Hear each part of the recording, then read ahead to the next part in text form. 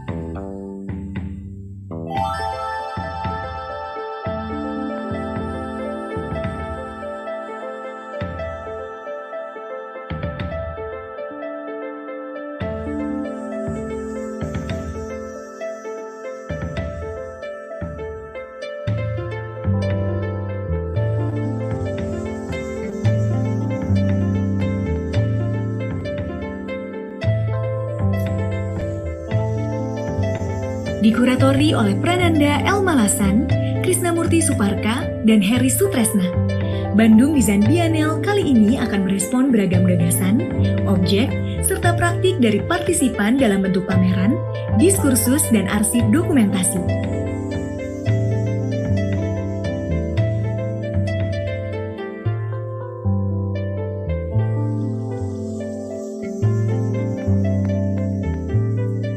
Dalam sebuah proses ekskavasi, setiap temuan tentunya akan menjadi petunjuk atas keterlibatan serta kaitan setiap elemen. Maka pada prosesnya, BDB 21 akan melewati tahapan identifikasi, interaksi, serta partisipasi yang diharapkan secara bersama-sama mampu memunculkan alternatif pemikiran dan praktik, sekaligus memperkaya potensi dan solusi bagi masyarakat.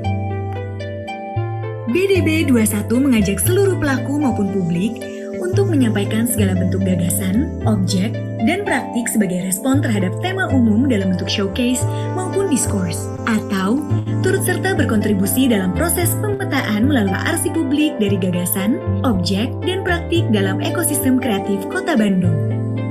Bandung Design Biennale 2021 bertujuan untuk menggali lebih dalam tentang bagaimana eksplorasi kreatif dapat dilakukan di luar bentuk pameran konvensional, membuka kemungkinan atas eksperimen terbuka dan pertanyaan kritis yang menyentuh ekonomi, lingkungan, sosial, dan budaya. Excavate, mapping the common across the spectrum. Mari berpartisipasi. www.bandungdesignbiennale.com.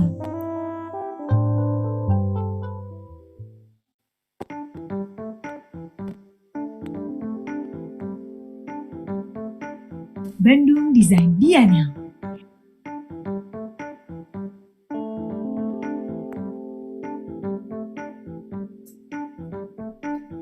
Let's excavate. Desain pada hakikatnya adalah metode memecahkan masalah. Namun, perlu disadari bahwa desain juga dalam waktu bersamaan berpotensi untuk melahirkan masalah. Desain tak hanya berupaya untuk menata kondisi, tetapi juga menjadikannya semakin kompleks. Mencakup unsur material maupun imaterial desain tidak hanya berupaya mengubah kondisi status quo, tetapi juga mengonstruksi ulang berbagai alternatif. Hari ini, ketika kita berhadapan dengan multikrisis yang tidak terpusat, dihadapkan dengan kecenderungan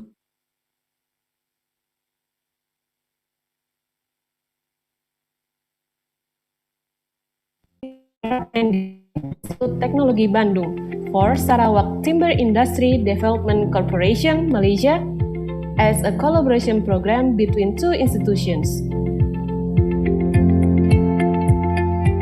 In Design Studio, the SAE Designers Sarawak member expected to learn about furniture design and implement all of their knowledge into a personal design project per semester.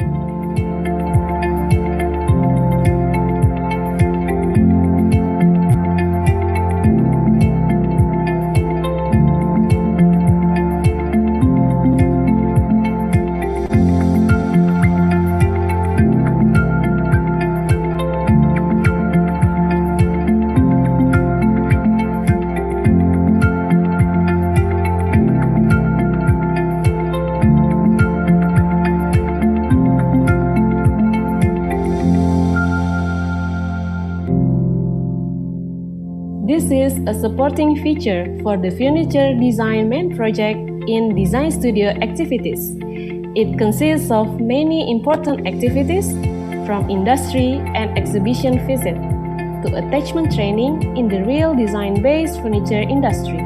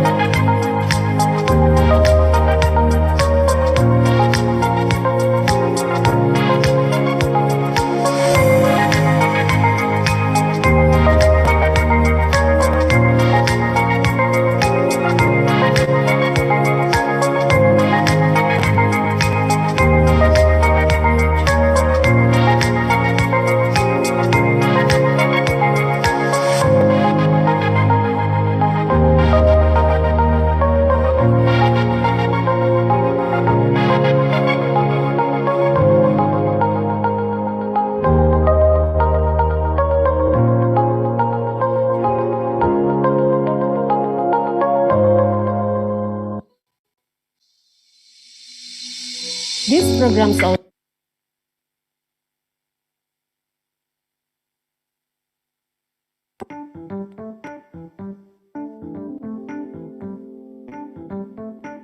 Bandung Design Biennale.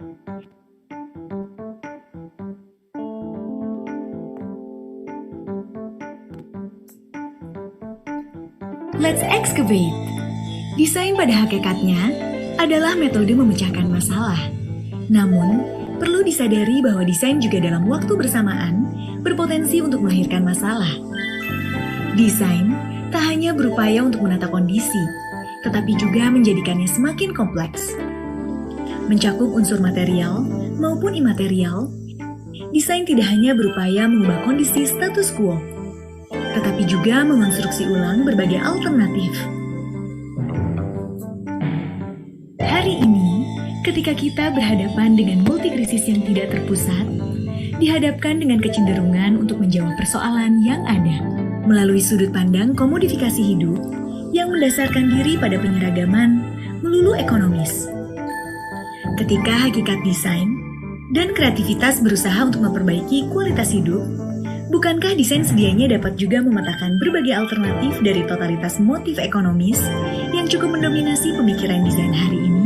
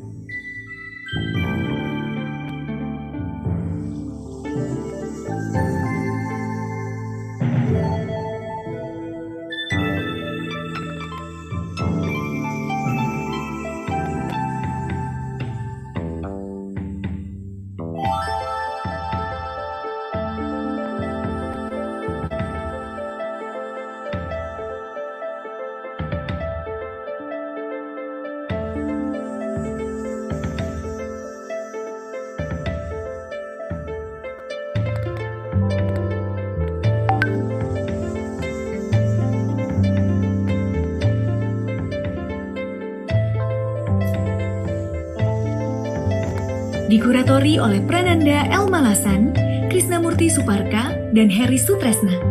Bandung Design Biennale kali ini akan merespon beragam gagasan, objek, serta praktik dari partisipan dalam bentuk pameran, diskursus, dan arsip dokumentasi.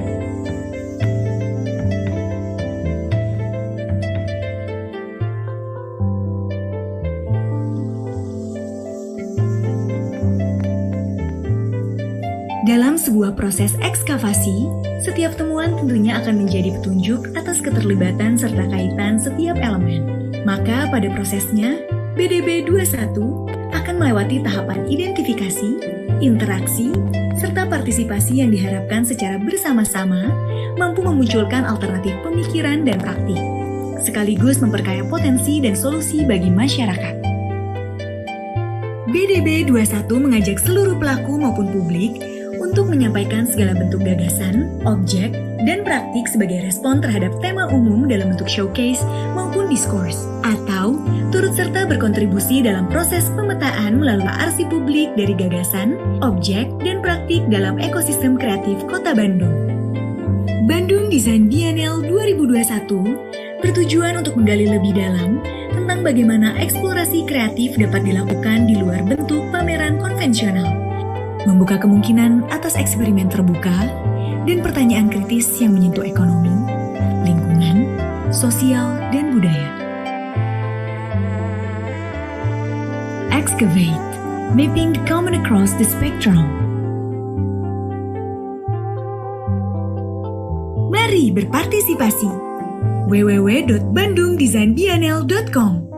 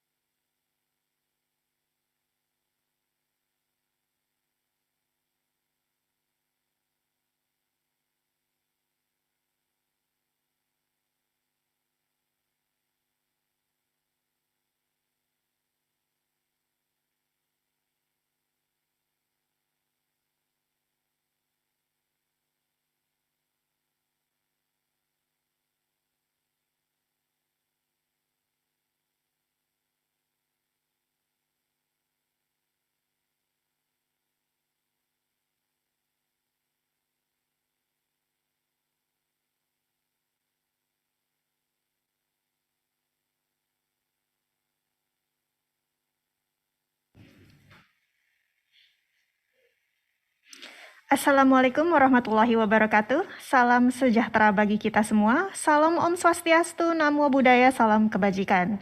Good afternoon, ladies and gentlemen, whether you've joined us through YouTube or Zoom, welcome to Venture 2.0.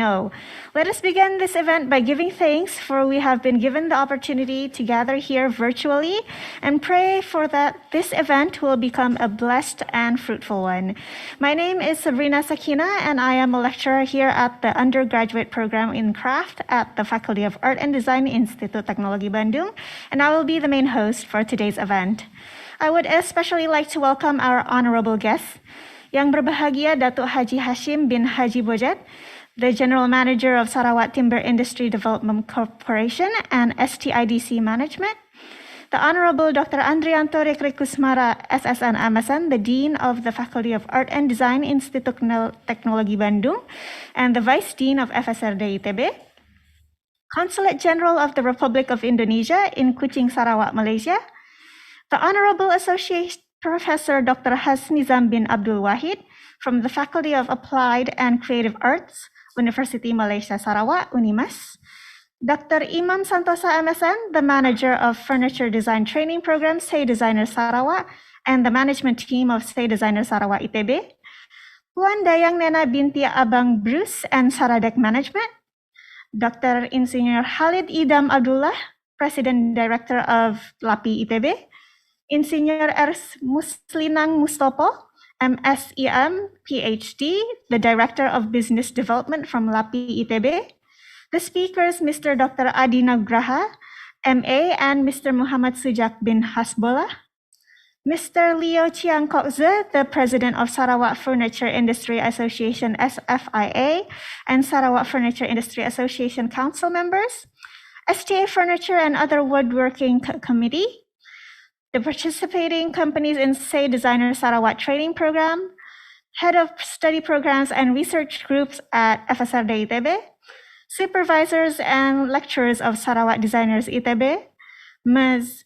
Rina Renfil, the head of Indonesian Society of Interior Designer HDII DKI Jakarta, Mr. Yudhistira Ape Harahap, the head of Indonesian Society of Interior Designer HDII West Java, and Mr. Insinyur Hari Santoso, the head of Indonesian Society of Interior Designer HDII East Java, the head of Interior Design Study Program at ITENAS, Telkom University, Universitas Maranatha, Unicom, STDI, BINUS Jakarta, BINUS Bandung, ISI Jogja, ISI Surakarta, UNS, ITS, IKJ, Petra University, UNTAR, Universitas Trisakti, Universitas Mercu Buana, Universitas Esa Unggul, UPH, International Women University, and all of Say Designer Sarawak members. And of course, I would like to also welcome fellow academics, lecturers, researchers, students, committee of the event, and also all audience. STIDC and ITB Furniture Design Program for Say Designers, Sarawak Young Designers, is a one-year fully customized design training program arranged by Institut Teknologi Bandung for Sarawak Timber Industry Development Corporation as a part of the two-year program initiated by STIDC. In January 2020, Say Designers members enrolled at ITB to kickstart its second-year training program. The program has elevated the members' knowledge and skill in designing with more inputs, courses, various activities related to the industry, international activities, and exposure through ITB linkages and also network. The program has been implemented into 2 semesters and was planned to be completed by the end of 2020. Nevertheless, due to COVID-19 pandemic, this program has been prolonged until April 2021, and since March 2020 has been conducted online. Now, Venture 2.0 showcases works from Say Designers and is held in conjunction with Bandung Design.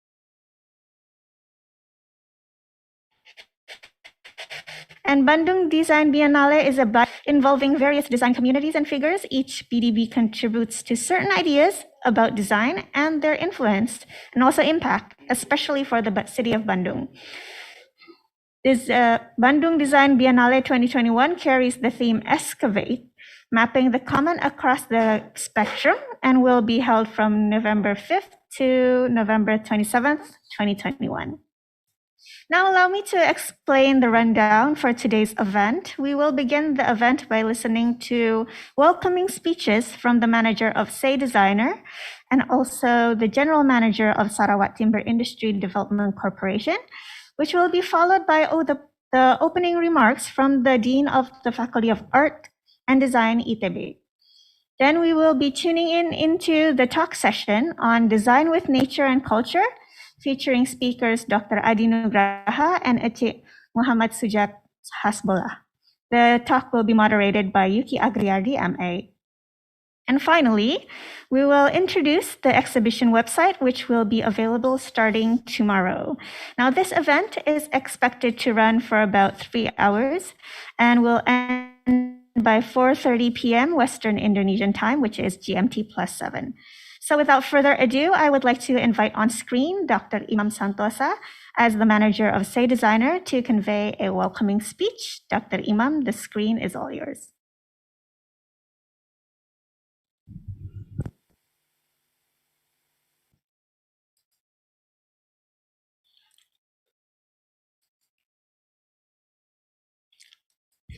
Dibuka.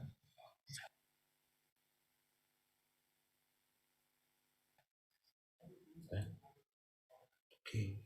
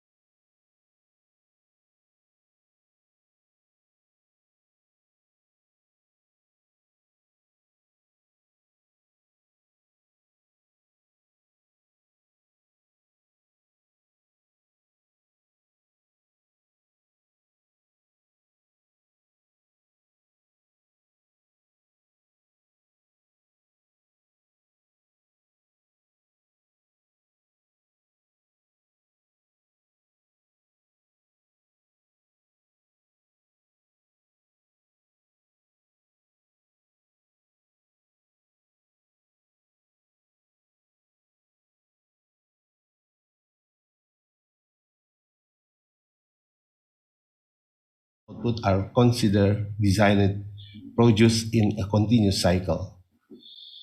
To move design practice into sustainable design culture requires a major paradigm shift. It requires designers to rethink the habit of designing based on design principles as something generative, not just functional economical object with aesthetic labels. Relocation of traditional ideas about functional design as a fashion product based on trend toward design that resembles something alive, regenerative in responding to shift in human needs and lifestyle. Some of the work of world-renowned designer or architect who use natural and cultural approach include Frank Lloyd Wright, who designed the world-famous Fellingwater House in 1935, partly built over a waterfall. Wright masterpiece is celebrated for skillfully integrating natural elements into the building design. An icon of design, the CH was designed by Danish designers Hans Weiner for Carl Hansen and Son in 1949, inspired by Chinese furniture design and an organic design approach. The CH24 chair is commonly referred to as the Wisman chair, given its similarities to the carving shape of a Wisman. It is not only beauty of nature that inspired designers in the past, but also the well-honed functionality of flora and fauna. After all, nature's design have been a long time in the making. A biologist and co-founder of the Biomimicry Institute, Janine Benjes, note after 3.8 billion years of research and development, failures are fossil and what surround us the secret to survival. Scottish fashion designer Alexander McQueen created some of the most jaw-dropping couture gown the world has ever seen. Many of his most beautiful creations were directly inspired by nature and made of fantastical dresses embellished with butterfly or feathers. For example, biomimicry is a field of design that looks specially to nature for design and engineering inspiration. One of the most compelling example is that of the Shinkansen bullet train in Japan. Furniture design and discussion present at the Bandung Design Biennale explores various design ideas based on nature and culture and traces how this understanding is manifested in design. The exhibition and discussion will try to rethink design making model as an object oriented towards economic and industry to shift the theory and practice where nature and culture coexist. Design based on nature and culture offer regenerative design potential, which has an appropriate age in accordance with the design concept, offer local values that can provide the ultimate taste and create an ecosystem that is connected to nature. Thank you. Wassalamualaikum warahmatullahi wabarakatuh. Thank you, Dr. Imam Santosa, for the welcoming speech. And next up, I would like to invite Yang Berbahagia Datuk Haji Hashim bin Haji Bojat as the General Manager of STIDC to convey a welcoming speech. Sir, the screen is all yours. Okay, terima kasih juru acara kita pada petang ini. Bismillahirrahmanirrahim. Assalamualaikum warahmatullahi wabarakatuh. Dan salam sejahtera. Yang terhormat Dr. Rikrit Kusmara, Dean of Fakultas Seni Rupa dan Desain ITB. Yang berhormat Consulate General Indonesia to Sarawak. Dan yang dihormati Pak Imam Santosa, Manager of Sales Designer Sarawak Furniture. And Puan Dayang Nina, Special Function Officer STIDC in charge of Sales Designers Program, Sales Designers Sarawak Management Team of ITB, distinguished ITB lecturers, moderators, speakers, and invited guests, Sales Designers Sarawak, viewers from ITB Bandung, Indonesia, Sarawak, and from other places around this region. And Assalamualaikum warahmatullahi wabarakatuh dan selamat sejahtera. Selamat petang dan selamat sejahtera kepada semua yang hadir ke majlis kita pada petang ini, iaitu Bandung Biennale Virtual Exhibition yang diadakan dan diorganize oleh Bandung Biennale Committee yang kita adakan setiap 2 tahun. Setinggi-tinggi penghargaan dan juga kesyukuran kehadrat Allah Subhanahu Wa Taala kerana dengan izinnya juga kita dapat meraihkan program kita pada petang ini yang diketuai oleh Bapa Dr. Imam Santosa dan tim daripada ITB. Dan walaupun kita tidak dapat mengadakan secara fizikal, tetapi kita sangat-sangat bertuah kerana dengan adanya kolaborasi kita dengan ITB, kita dapat mengadakan program ini secara virtual. Our continuous and constant appearance and participation in this event is very important, not only for our sales designers, but for STIDC and also ITB, for our mutual benefit and international engagement. I wish to thank Dr. Ikrit Kusmara, the Dean of Fakultas Seni Rupa dan Design ITB Bandung, for his presence today despite of his busy schedule, as well as the other invited guests from ITB, Unimas and elsewhere. And we actually would like to welcome other viewers also for this event this afternoon. Ladies and gentlemen, STIDC has developed Sarawak Young Designers Program in Furniture in collaboration with our Unimas and also ITB since 2018. Our objective is to grow design talents and creative designers for commercialization and for international market for our furniture product.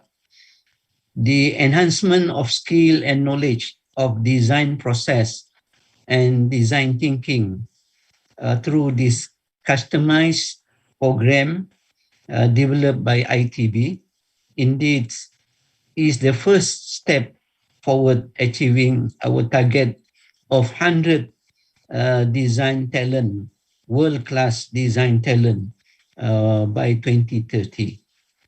I'm indeed glad since 2018 until today, 21 sales designers Sarawak has been completed their training and ready to serve the Sarawak timber industry, especially Sarawak furniture industry. With the collaboration with STIDC and ITB under the leadership of Dr. Pak Imam, Dr. Santosa, has developed and implemented since 2018 and now since October 2021, we have implemented another program, a follow-up program from the previous 2 years program, which called Gayung Bersambut program. Is an incubator program to prepare our sales designers Sarawak to begin their own business platform. And with this program, we hope that our young designers become more talented, and we hope with the exposure and collaboration with ITB and our experienced lecturers from ITB will enable to develop talents of our young designers to be world-class designers in near future.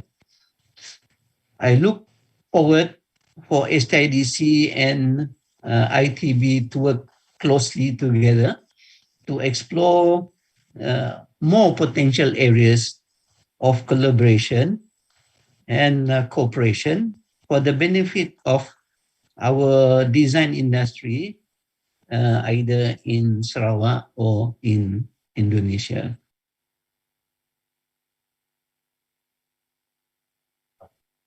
I'm very pleased of the successful outcome of this training, given the evidence through the improved performance of our say young designers who have completed their training at ITB and the products they have produced.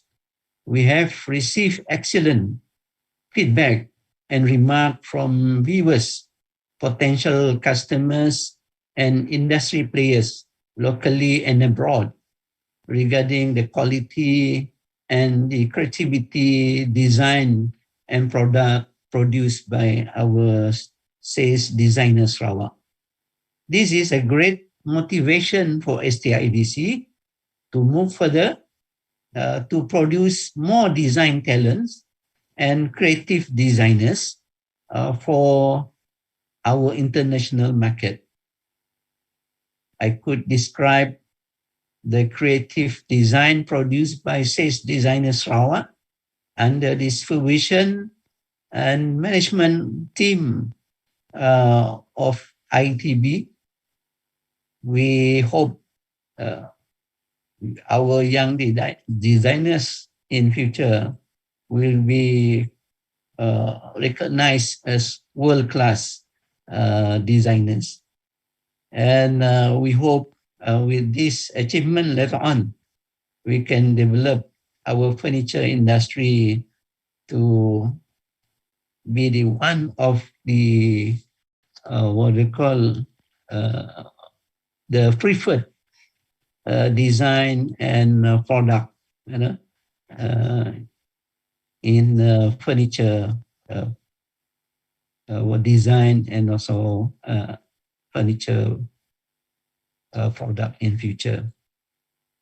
And we hope that with this collaboration with ITB and UNIMAS, we will be able to produce more talented designers from Sarawak to support our timber industry in future, which STIDC is targeting to produce by 2030 not less than 6 billion worth of furniture for export market. So with these 100 young designers and our collaboration with our SMEs, the furniture companies from Sarawak, we hope we can achieve this target by 2030. We were rather unfortunate in 2020 due to the pandemic COVID-19. We are not able to participate in Milan Design Week. But nevertheless, I was very pleased that the team managed to join the virtual exhibition. This was indeed a good move because STIDC intention is to promote and increase awareness and to publicize the existence of our young designers Sarawak, design talents and their creative design worldwide. Apart from this, the team has also joined the Asian Virtual Exhibition as a platform to enhance our presence in the marketplace.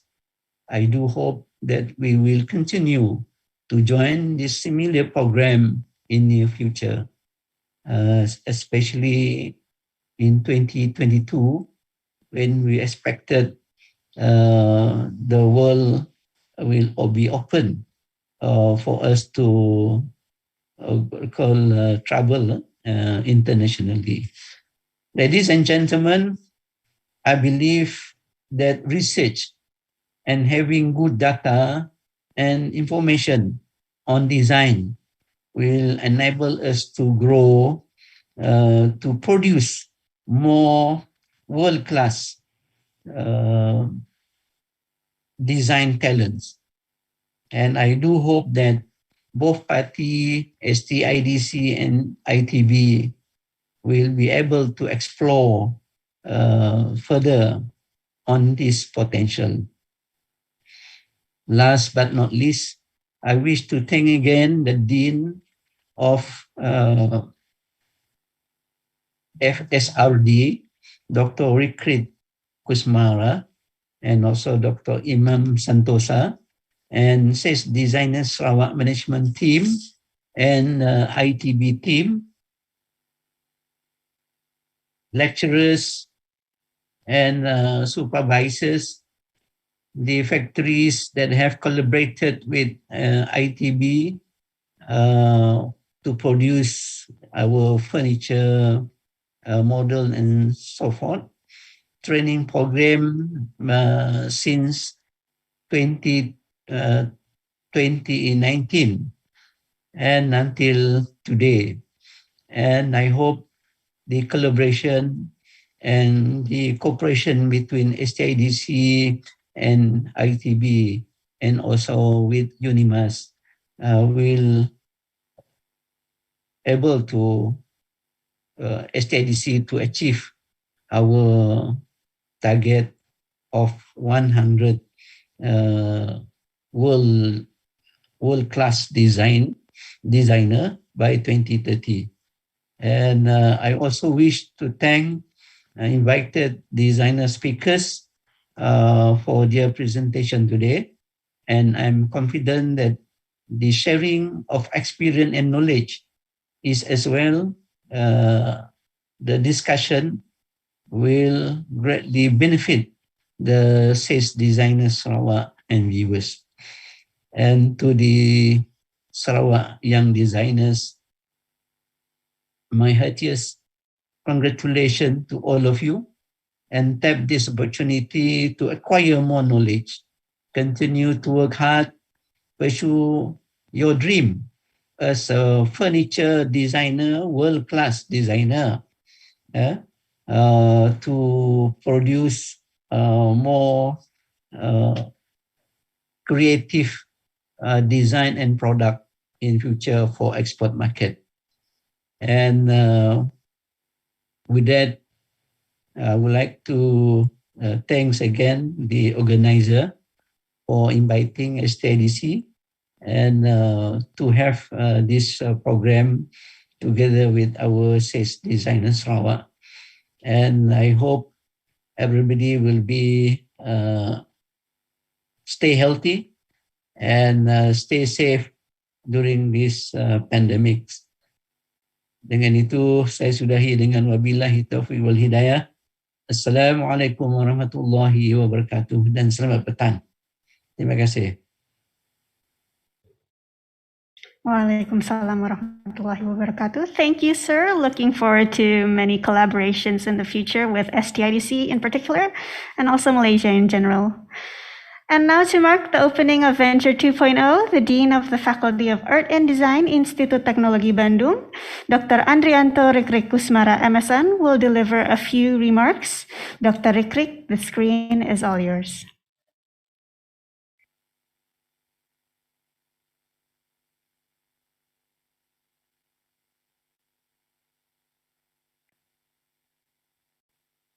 Thank you.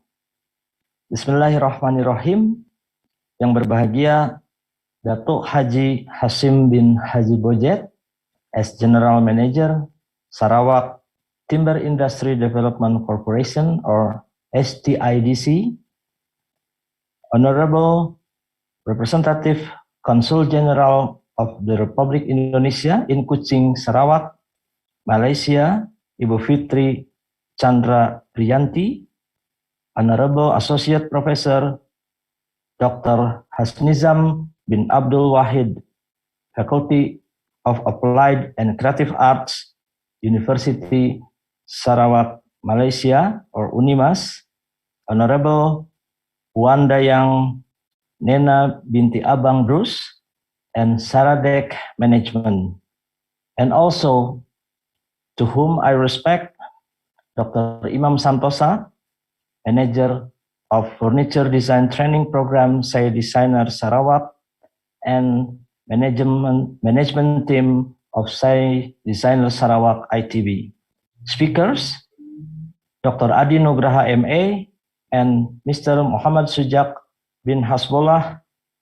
Also, Dr. Engineer Khalid Idam Abdullah, President Director of LAPI ITB, and Engineer Muslinang Mustopo, PhD, Director of Business Development, LAPI ITB. Also to whom I respect, Mr. Leo Chiang Poksi, President of Sarawak Furniture Industry Association, and Sarawak Furniture Industry Association Council members. STA Furniture and Sarawak Training Program, my colleagues, Vice Deans, Head of the Study Program and Research Group in Faculty of Art and Design ITB, supervisors and lecturers of Saya Designer Sarawak ITB, also to whom I respect, Mrs. Rina Renville, Head of the Indonesian Society Interior Designers, HDII Jakarta, Mr. Yudhistira Harahap, Head of Indonesian Society of Interior Designer West Java.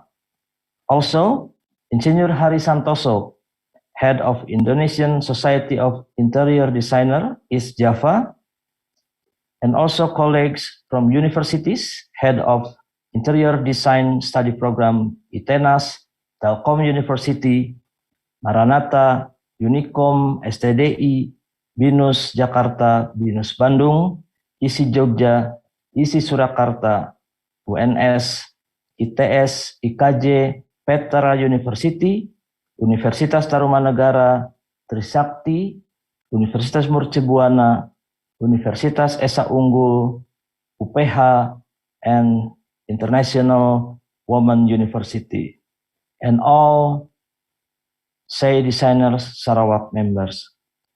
Assalamualaikum warahmatullahi wabarakatuh. Good afternoon, everyone. Best wishes to all of us. First and foremost, I would like to thank the Sarawak Timber Industry Development Corporation, or STIDC, and Bandung Institute of Technology. Is an honor for me as a Dean of the Faculty of Art and Design, given the opportunity to give speech at this designer talks and virtual exhibition of Saya Designers. The Faculty of Art and Design, as a design education institution in Indonesia, welcomes the Furniture Design Training Program for Sarawak Young Designers in developing creative ideas to improve quality of the design and furniture industry in Sarawak to become a professional design with potential both at the national and international level.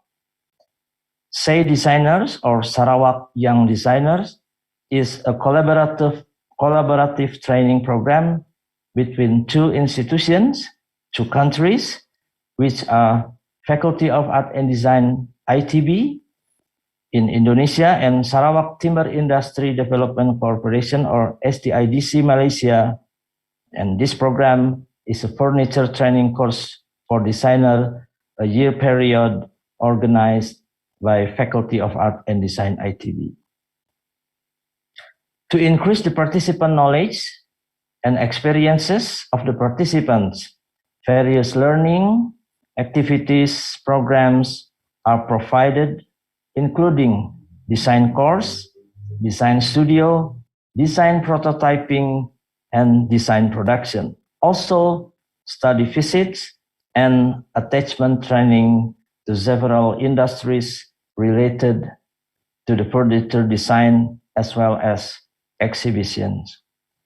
As part of the training program, the participant design works will be displayed and exhibited through the exhibitions. Nevertheless, due to the recent circumstances, design talks and virtual exhibition of SAFE Designers program will be held virtually. In collaboration with the Bandung Design Biennale 2021, Faculty of Art and Design, ITB and STIDC held a designer talk and virtual exhibitions of SAFE Designers with themes natural and culture in the context of design. These design talks and virtual exhibition of SAFE Designers provides an overview of design's exploration process, which use issues of nature and human culture in producing concepts and ideas for a furniture design. Hopefully, this designer talk and virtual exhibition of SAFE Designer event can run successfully, and it will be able to provide inspirations for the furniture industries, design education, and other related parties. So it will be able to advance and develop the international scale furniture industry. Finally, thank you, and wassalamualaikum warahmatullahi wabarakatuh. Success for all. Yes, thank you, Dr. Rikrik. And with that, we will be moving into the next session, the talk show session, carrying the theme Design with Nature and Culture, which will be moderated by Yuki Agriardi, SDS MD, MA, who is a lecturer of the undergraduate program in interior design here at the Faculty of Art and Design Institut Teknologi Bandung. But before that, let's have a look at the activities that the participants of SAFE Designer have taken part in throughout the past couple of years.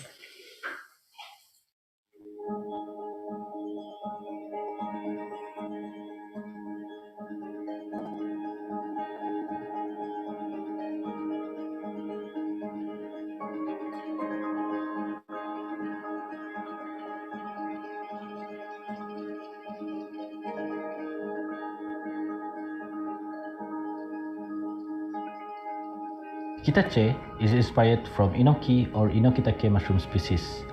With characteristic of mushroom, it shows how irregular and imperfect shape of kita. The design looks more natural and real. For this collection, the material is 90% solid wood and other 10% material to added value to the design to make it aesthetic in kita. I believe this idea can give user an experience of nature with a touch of contemporary design of kita easy chair.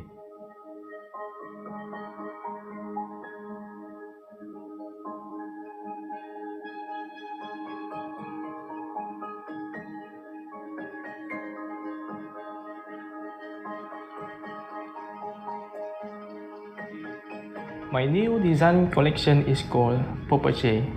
The idea came from physical character and organic shape of seashell. To maintain its comfortability, I apply some cushion upholstery of capsule shapes for sitting all the way to be repulsed.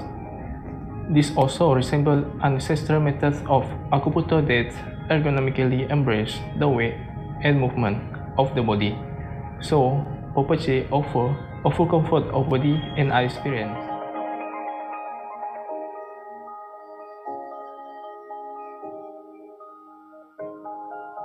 I'm Shiken Safri, industrial designer.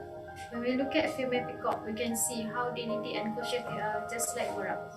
That is why female peacock become the inspiration to me to design a cautious and dignity design chair like women and peacock.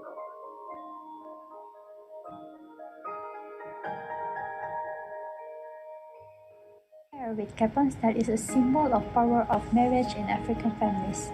It is also a trend that has existed in our society. Capon chair was inspired as a symbol of strength and is visible from each potential casing. The rows on the left and right side have different number of spinel. The windsor structure of chair look light but are actually strong. This collection will promise a feeling of comfort and sense of belonging. Hi, I'm Aliha Maed and I'm an industrial designer.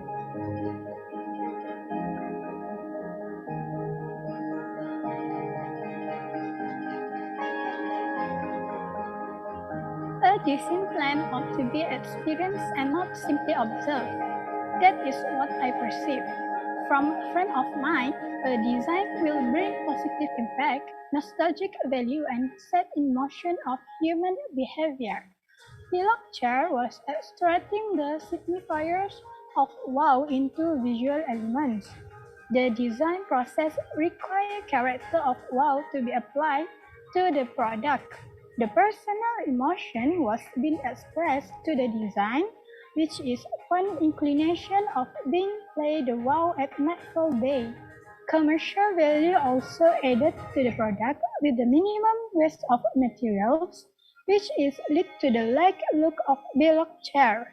With the reeling technique applied, the breezy and breeze feeling communicated through the structure. That is how Pillock chair spring up to exist. Tanglang is a chair that inspired from a praying mantis, where it's wild, balanced, fragile, and also segmented. It's also named for its prominent legs, which are bent and held together at an angle that suggests the positions of prayer. In my collection, I was applied the characteristic in my design, which is strong, elegant, sharp and curved, thick and thin. I'm trying to blend this idea of nature, of a prime mantis to be more specific, to have some organic line into it, but while keeping its simple construction. For Tanglang chair, I also applied a small delicate legs of a chair, just like a prime mantis legs, and uniquely angled to support the insect with proportionately long and heavy body. I'm Jessica Tan, I'm an industrial designer.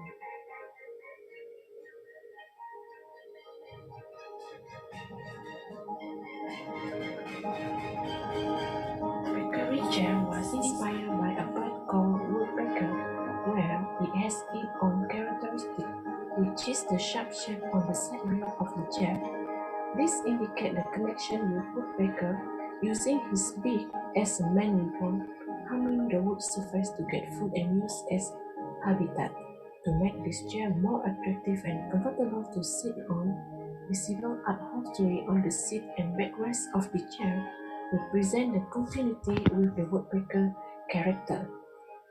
These collections of chairs actually exhibit the character of woodpecker. I am Mustia Changai. I am industrial designer.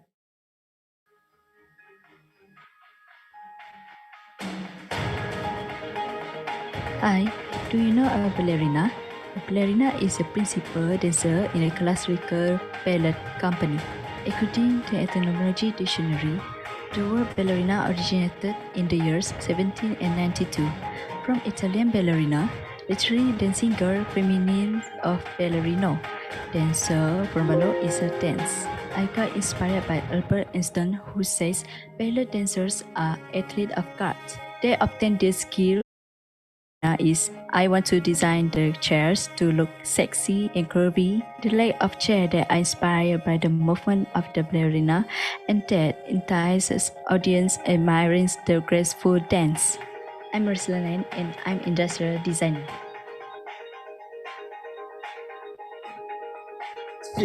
Split do not depend on sort of inspiration, yet some frequently features during the design process. Concepts that have been highlighted are splitting part, hanging, light, and extended part. Split is combination light and splitting part concept. Back leg of the chair represents splitting part concept. Meanwhile, light concept apply to the appearance and the color of the product.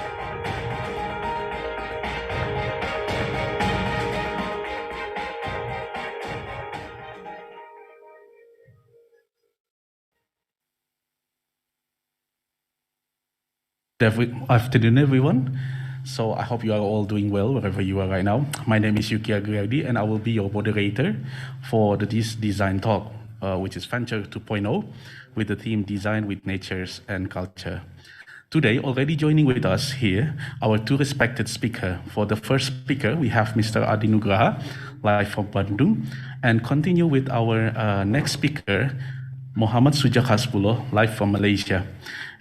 For this session, each speaker will have around 20 to 25 minutes for presentation, and then the next Q&A session will be after both speakers do their presentation. If there is any question during this presentation, you can always type and ask through the chat box in this Zoom or on our YouTube Live. So for the first session will be Mr. Adi Nugraha, but before that, I will read Mr. Adi's short resume. Dr. Adi Nugraha, MA, is Indonesian designer, product designer, designer maker, and also lecturer and researcher at ITB, Indonesia. He graduated from Bachelor of Art Industrial Design in ITB, got Master of Art Craft Design from the University of Art and Design Helsinki in Finland, and also achieved Doctor of Arts Art and Design from Aalto University, Finland. And beside working as a lecturer at ITB, Mr. Adi also appointed as Head of Research Center for Cultural and Environmental Product ITB, and also worked as a President Director for the Navata Design Studio and Workshop in Bandung, Indonesia. Also, Mr. Adi actively working in the design scene and position as Advisory Board for the Indonesia Association of Industrial Design, ADPII, and then Program Curatorial Board member for the Bandung Creative City Forum, and also a member for the Finnish Association of Designer, or Ornamo, in Finland.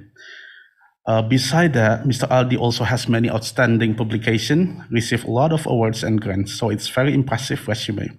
So, Dr. Adi, how are you? Okay. Okay, so you can start your presentation for 20 to 25 minutes, and now the platform is yours. Okay, thank you. Good afternoon, everybody. Thank you, Yuki, for introducing me. First, I would like to express my appreciation to Institut Teknologi Bandung, our Dean of Faculty of Art and Design, Bapak Rikri Kuswara, and also to my colleague, Pak Imam Santosa, as a director of this program, and then to Bandung Design Biennale, and of course to the organizer of this great event. So let me share the screen of my presentation.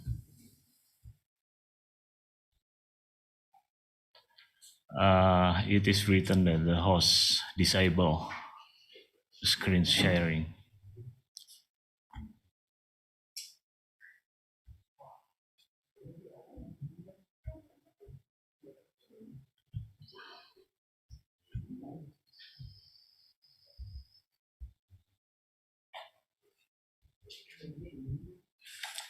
Okay, today I will share with you the issues about design, culture, and nature. The focus of my discussion is on tradition, design inspiration, and innovation. So all examples of products shown in this presentation are taken from my own works. Besides teaching at the ITB, I work also as a designer in my own studio and workshop in Bandung. So this is the picture of my design studio and workshop in Bandung. Yeah. My design philosophy and mission is how to put art, design, technology, and culture to work in harmony in sustainable ways. Since my work mostly dealing with natural material and traditional materials such as bamboo, rattan, wood, I love to figure out how different traditional materials, techniques, and forms can be worked together with ideas and research. The results are usually unpredictable and give challenge for the born of new product or innovation. Let me start now with exploring the relationship between design and culture. Design, as well as indigenous knowledge and tradition, are shaped and created by culture. So, in this presentation, I will discuss the idea of utilizing culture and tradition as aspects of creation or design inspiration through a consistent process of exploring and developing our cultures and traditions. Nowadays, the ideas of cultures cannot any longer be seen as a solid and closed system. The culture that we experience today is so solid, dynamic, and change in shape all the time. Therefore, it is interesting to see how our art, craft, or even design works are inspired and shaped by our culture, while at the same time, they contribute diverse possibilities in shaping and inspiring the development of future culture. I think this mutual process of recreation and influence each other between design and culture is a symbiosis mutualism system that will benefit both sides. We know that every culture produces local genius and indigenous knowledge as a knowledge acquired by the indigenous local community through the accumulation over generation of livings in a particular environment, which covers all form of knowledge from technology, know-how skills, practices, and beliefs. Some example of indigenous knowledge are knowledge of building a house or a boat, knowledge of farming, hunting, fishing, or curing, and knowledge of making variety of utilitarian objects and utensils, all of which use particular local materials and techniques based on traditional culture. Here, every local society creates its own specific local genius that is influenced by culture, geographical condition, and some other external factor. What is interesting is many studies have confirmed that much traditional knowledge and many traditional artifacts and practices often reflect a harmonious balance between aesthetics and function, physical and ideological purposes, integrated with economic and ecological decision as a result of thousands of years of accumulated practices, experiences, and collective wisdom that handed down over many generations. So why then culture and tradition become an important issues in design fields? Tradition has become a tool for many nations to create an identity as a counterculture against the dominant culture or what we call globalization. So, giving tradition a new life has become a national aim. Everywhere in local society today, there is a strong need to state one identities. Our global world, as we experience today, often has detached many people feeling of being connected to the root, to our tradition. In my opinion, however, culture, tradition, indigenous knowledge can or perhaps should go hand in hand, working together with our contemporary science and technology to create new designs that achieve sustainable development and better quality of life. Many critics toward our global lives can be used as a relevant foundation to redefine the role of local genius and culture. I think people and society don't need to go backward. We, anyway, must keep going forward. What we need is to make some compromise and adjustment. That is, how to adjust our tradition and cultures harmoniously into our contemporary global life. The key answer to this aim lies to the idea of transforming tradition, which means how we connect valuable local tradition and cultures with our best achievement of science and technology today. I think we should see many local traditions and cultures as constituents of the worthwhile lives, because none of the elements of contemporary technology exists without a long tradition behind it that has made it possible. As human beings, we always need to make new invention and innovation to improve our life. To create something totally new, we often need to detach ourselves from tradition. In this recent situation where newness is rapidly accelerating, the fundamental roles of tradition is to make this new invention and innovation more human, down to earth, and have meaning and value for societies. In this scenario, tradition and culture can be very useful for global society. So now I will share my approach on how we can make or keep our design connected with our culture and tradition. I call this method of transforming tradition as atomics method. Atomics is an abbreviation of artifact, technique, utility, material, icon, concept, and shape, all of which reflect the six fundamental elements of an artifact.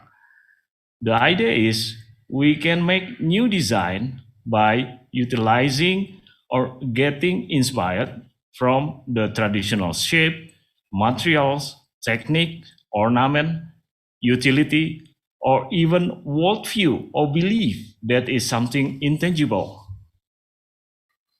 So this cognition series of my work is an example about my attempt to design tableware objects that inspired by traditional material, that is coconut shell. In Indonesia, many of utensils made of coconut shell has disappeared from daily use, replaced by new products usually made of plastic. Cognition series that takes ecological issues as its main motivation has given a traditional material, the coconut shell, a new life. The other example in this slide is a jewelry box design, which aim to demonstrate another way to create new design inspired by traditional ornament and local animal. These jewelry boxes were designed for Indonesian premium gift item. The design got a prize of Seal of Excellence for Handicraft from the UNESCO regarding the aspects of excellent, authentic, innovative, eco-friendly, and marketable. So in furniture design, these two examples of chair might demonstrate how culture may inspire design. This rocking chair, for example, I designed was actually the result of development of the traditional one. And this giant rounded bench was designed to facilitate the ngariung culture from West Java, where many people talking each other in freely and different position. So this shape accommodate people can sit down in very different position, talk each other with very very relaxed way. Honesty. For me, it is just often difficult to separate culture and nature. And nature when searching design inspiration. Culture and nature sometimes go hand in hand as sources my creative process of generating idea. For me, the idea of nature can be using natural material in my design or using something iconic from nature, such as different kind of flora, fauna, or particular landscape in general. Essentially, the idea of using both culture and nature in my design is to show how design reflect the quality or element of culture or nature. In each case, my motivation might be diverse. Sometimes I take some sustainable issues. Sometimes I want just to show my focus on managing some detail. And sometimes can be just, I just want to make something fun, wild exploration or silly idea that are driven by the need of merely self-expression. So the motivation is very diverse, and it depends maybe also on my mood when I design something. And now this is just another example when I design iconic lighting objects for gaining a specific interior ambience of a beach club building in Nusa Penida Island in Bali that expose the mola-mola fish and the other local undersea living being from the Nusa Dua Penida. Here, all objects express both culture and nature in the same time. The material used, bamboo and rattan, are traditionally material of Indonesia. The fish figures are nature representation of the local. The same way, when I designed this cabinet and fruit basket, which were inspired both from a cultural tradition and natural animal figure. So this is also another way to show that the fruit basket, which is I designed, inspired first from nature, which is represented by a crocodile, but in the same time, it is also represent cultural issues, which is obviously this product use traditional materials such as rattan, wood, and bamboo.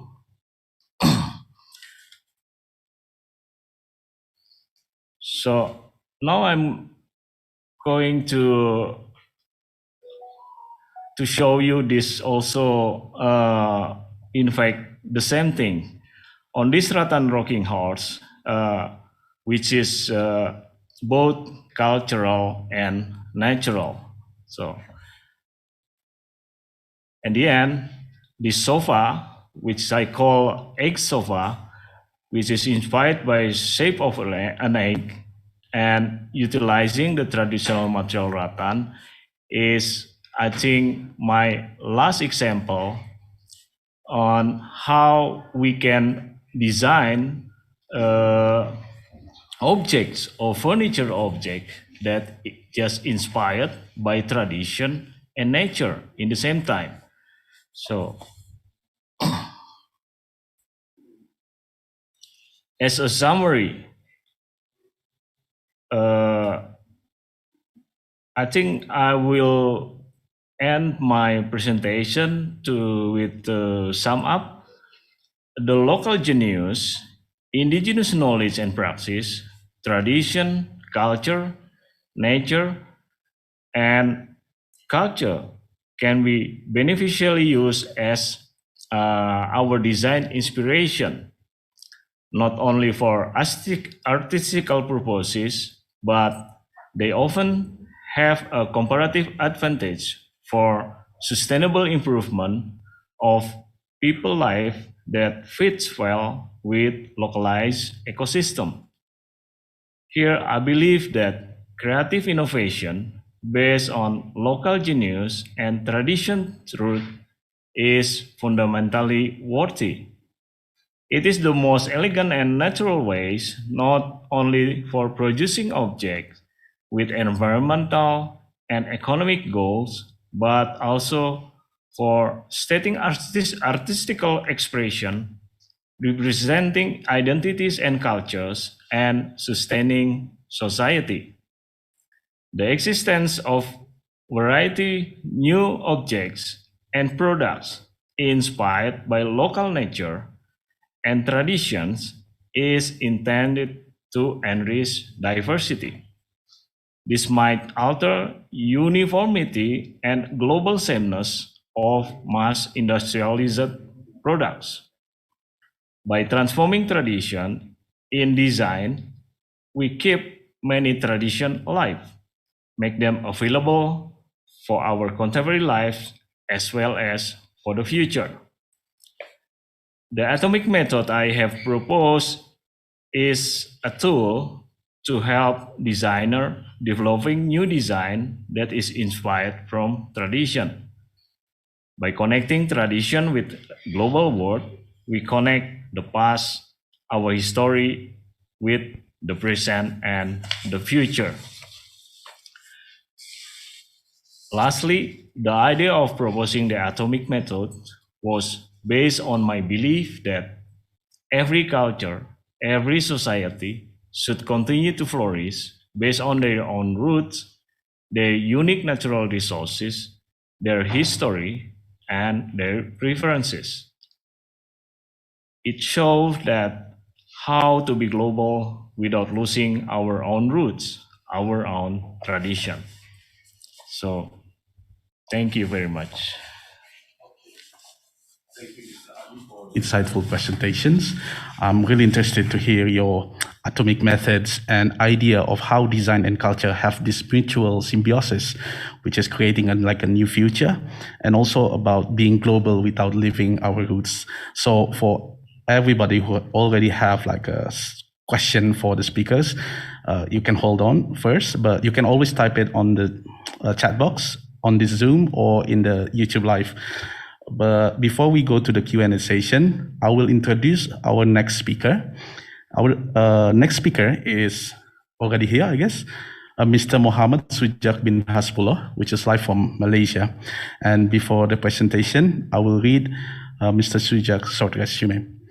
So Mr. Sujak's work, I also have a studio, which is called Sujak Studio in Kuala Lumpur, Malaysia. I work as a design strategist and commercialization. Graduate from Mara University of Technology, or UITM, Shah Alam, Selangor, for BA Honorary Art and Design, Industrial Design in 2011. And currently, Mr. Sujak works as Creative Director for Lamindana, Creative Consultant for HVA Malaysia Circular Economy Program, and then also designer in the Green 7 initiative and creative consultant for STIDC. Mr. Sujak also have an impressive achievement. This is some of them, which is a Platinum Award for the MIFF Furniture Excellence Awards in 2019, Silver Award for MIFF Furniture Excellence Award in 2018, Malaysia Good Design Award in 2017, and Salon Satellite Award 2014 in Milan. And he is also actively exhibit his work, design in expo around the world. You can say Dubai, Mumbai, Milan, Australia, and many more. Impressive. So, Mr. Jack, are you already here with me? Yes. Okay, how are you? I hope you are doing well. Yeah. Okay, so you can start your presentation for 20 to 25 minutes, and now the platform is yours. Thank you. I'll start sharing my screen first.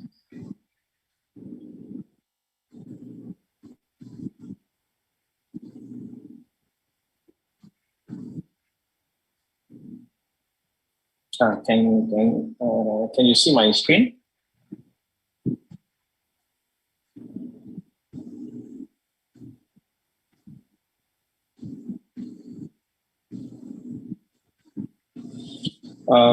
Okay. Good afternoon and assalamualaikum to everybody. And first of all, I would like to express my gratitude and appreciation to ITB for inviting me for this session, and also congratulations to ITB, SIDC for the Say Design program, and also for the initiative and for the project that help designers to evolve in design industry. So I also would like to express my appreciation to all the attendees from Sarawak and Indonesia. So I would like to share about how design can shape or how culture and nature can shape design or the designers. So what should we do as a designer? Okay, we heard a lot of designers that use nature and culture as their main inspiration to develop the idea or to express their idea in developing product or furniture. But actually, what is our responsibility as a designer towards our nature and culture? So I will talk today about design, what we can do, what is our responsibility, not as a designer, but as I think the biggest task is as a creative solution creator. I always mention about designers as a creative solution creator in this world. Okay, I would like to share with you the WEF, the World Economic Forum, state that creativity is one of the top 10 skills that we'll need in this era of IR 4.0. And by 2025, WEF World Economic Forum state that the creativity, originality, and initiative are the most important things for designers. So we can see that it's not creativity alone that we need right now, but the originality and the initiative, how we pursue, how we develop and make sure our product can give benefit to the world. Okay. I need you designers to clear your vision first. Please understand that design I always repeat this thing when I give talk to young designers. I need designers to understand that design is not about aesthetic. Okay, you need to clear your vision. Design is not about aesthetic. Design is about something that came from different perspectives, not only aesthetic. It came from the functionality, the user, the market, the position, and everything. So when we talk about design, as an industrial designer myself, there are 6 things that I always focus when I'm designing something or when I initiate some ideas. Okay, the first thing is the market, brand, resource, product, production, and community. This is the 6 things that I always highlight during the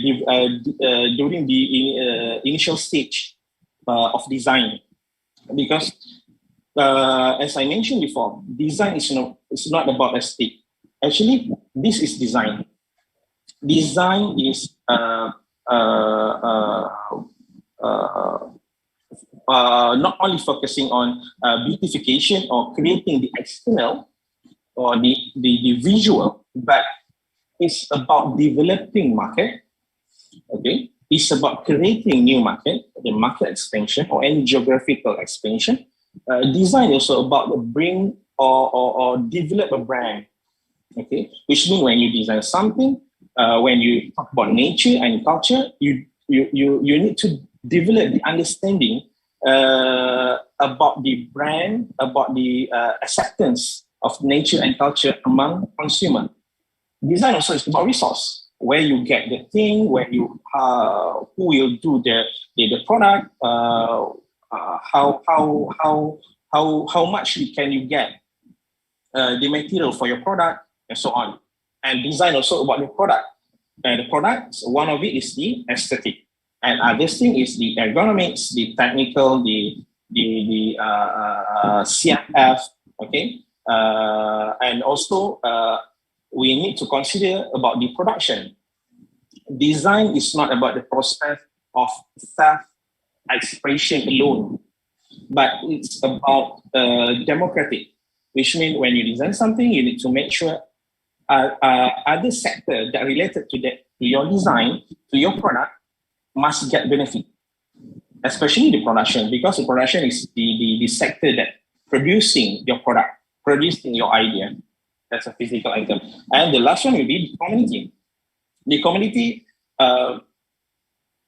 it didn't give a huge or major impact to the product or to the design, but the community is the group of people or a person that get benefit indirectly maybe or directly through the process of your design, or through the process of production, or through the process of getting the resource. So design is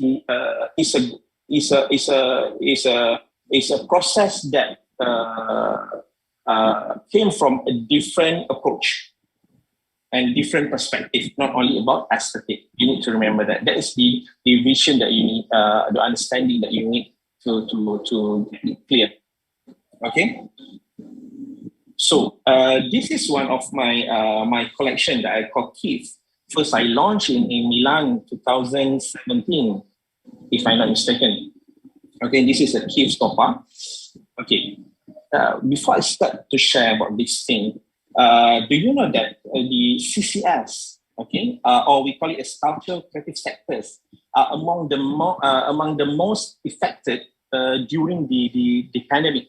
And in Malaysia itself, by 2020, more than 150 companies or craft companies closed down, or they changed their business to other things.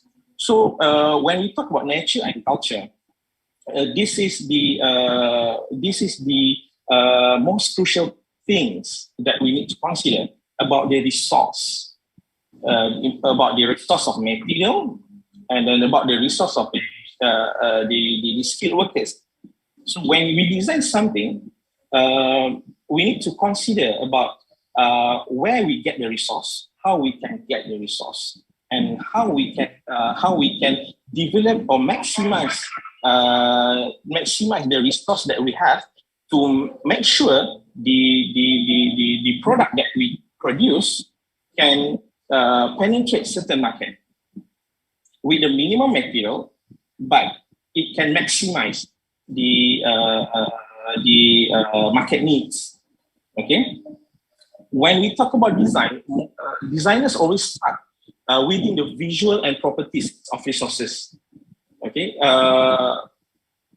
When we design something, the visual, the outlook is one of the most important things, but in the same time, the way we innovate, or I love to use words manipulate the material, the culture or the natural material to make sure it can give benefit or impact to the products and to the people that gain income from the product, which means the production or the product resources, the resources.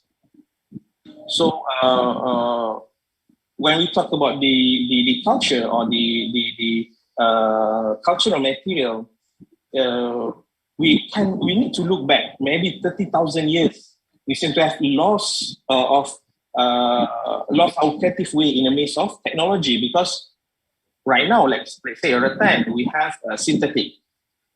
Okay, to make sure we have the resources, we move to synthetic to make sure we can get the cheaper material. We go to the polymer or synthetic. So we some kind of loss in the maze of technology. There's two principles of maze part, which means the definition or the philosophy, and also the wall, the social or cultural constraints, which means in our situation, the constraint will be the resources or the acceptance in the market. Let's say we go for a commercial area.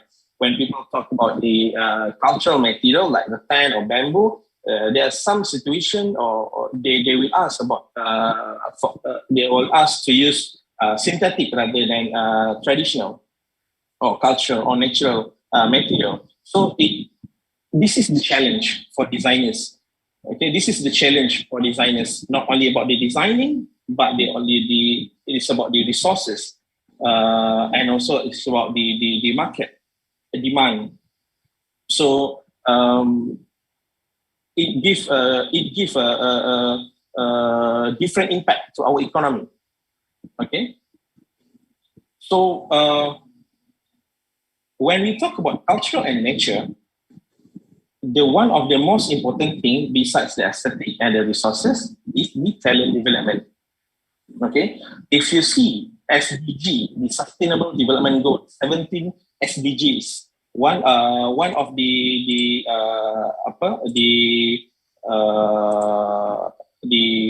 idea of SDGs is no poverty.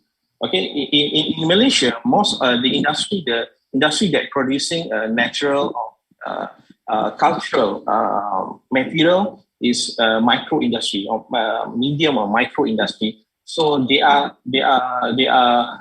struggling with the market. Okay, they are struggling with the market. They are struggling with the production. They are struggling with their resources. So designers need to take this opportunity, play their role not as designers, as I mentioned before, as a solution creator, creative solution creator. How you need to develop the industry. How your design or your idea, your creativity can give impact to the talent development, to the production, to the supply chain of the cultural and natural material. I'm not talking about the medium to high end industry. I'm love to talk about the medium to micro industry, because in Malaysia, it's more than 1 million micro industry we have. Is more than 70% of total industry in Malaysia. So this is the challenge for designers. You need to think not only about aesthetic, or I love to call it short sendiri. You love to create something beautiful, but beautiful is not enough to make the industry survive in this world. Okay, I love to share this story. When I come up with this gift sofa, is about creating a happiness inside the basket. So it starts from the story of this is the culture thing. When I'm in my childhood, they have old ladies that's selling cake, traditional cake in a basket, and she will walk around the village and selling the cake to all the mom or woman outside the house. So that is about the happiness inside the basket. So this is inspired me to develop this gift sofa. And one of the most important thing that I want to highlight in this gifts collection is the discoverability. As a designers, we need to know about discoverability. And one of there are 5 things. Is we have affordances, we have signifiers, constraint, mappings, and feedback. And we need to make sure our design, let's say our affordances, we need to make sure our design can give something, not only something beautiful to the people or something functional to people, but also give something in terms of experiential value to people. The story, the resource, all those things, the culture and nature can give the factor that we put in affordances for people to accept our product. Okay, so this is the first. This is the first prototype that I launched in Milan. So this is the process of during the first prototyping. So quite sad because it's not our local that produce it. It's a foreign workers. So this is one of the issue that we need to consider. It's about the local skill that we need to highlight. Okay, so when we talk about design, we always consider about the sense. Okay, we always consider about sense, vision, hearing, smell, taste, touch. Okay, so but we also have other sense that we need to consider, like pain, mechanoreception, temperature, and interoception. This thing we call it as sense modalities. People see our product, it's a vision. People touch out the surface, there's a touch. And maybe people can smell our product from the wood or whatever, there's a smell, sense. But besides that, there's a more deep sense that we can develop for cultural and nature product, because it's much more, we have a much more deep story or understanding about our product and material that we can share to people. So design is about solution. Okay, when we start to design something, we have to build the strategy. So when we want to start to design cultural and natural product, we need to have the strategy, a program that can lead us to the solution. Why we need to use this rattan, or why we need to use this bamboo, why we need to use this, let's say, a seagrass or a banana fiber, or why we need to use this kind of wood. So we need to have the strategy. This is Hora. Okay, Hora is the collection I designed in 2017 and I launched in 2018. So Hora represents a new way of working in a working space. So it is inspired from our nature. So doesn't mean you need to use the natural material for you to get benefit from the nature. You can inspire.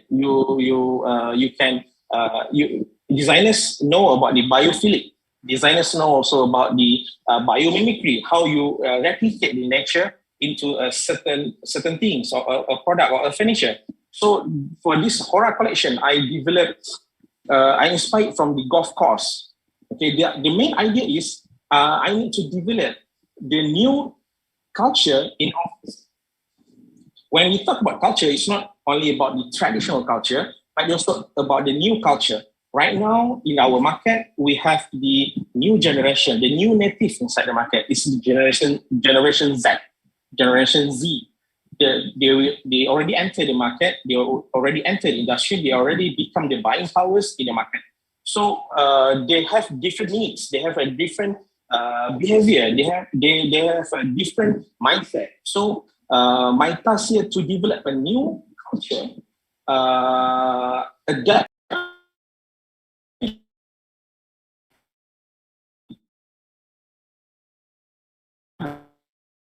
can give a similar benefit or similar impact to the company. So we are not talking about the cubicle anymore right now. We are talking about open plan. Or right now we are talking about the hybrid working. We are talking about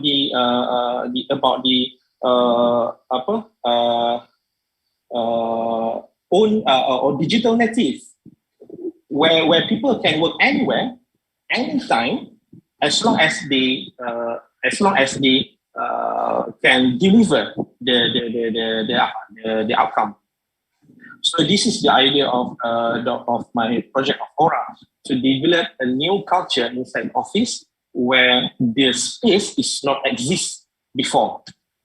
It's just a space. So I need to study the behavior, the culture, what people do, what people use in that area, how people talk, how people stand, sit. All the behavior and culture can become our objective, can help us to identify the problems and help us to develop the initial stage of design. After that, it will come the idea, the concept, and everything. Okay. This is the one of the view of the collection. Why I took a golf course? This is the most, I think, easiest sample or inspiration that I can use for this collection, because the idea is need to be modular, and in the same time it must be use a minimal structure or carcass, and the most important thing is it can develop different culture inside the office. So when people can finish their work, or people can having their good time while preparing their things inside this space. And the last one is about the idea. Okay, when you talk about culture and nature product. First thing, we know about the common sense through practical exploration. We have empathy, profile, skill, character. We also love to observe our surroundings, observation. We are taught, or we have referencing. So this is the idea searching method. Okay, then and the sample that I will show you is I use the profiling. Profiling of what? Actually, profiling from metamorphosis, the process of metamorphosis of butterfly. How the butterfly change into a butterfly. So this is Rama. Okay, so the idea is how it's not about we take the butterfly shape or the cocoon shape or whatever, but we take the process as our inspiration, the process of nature as our inspiration, not just the physical of the nature. So as a designers, we know about semantic and semiotic. So we can use that thing to develop our form. So this is the idea, my idea of Rama, when we develop a collection that focus on open area and also focusing on a social area, when people visually can change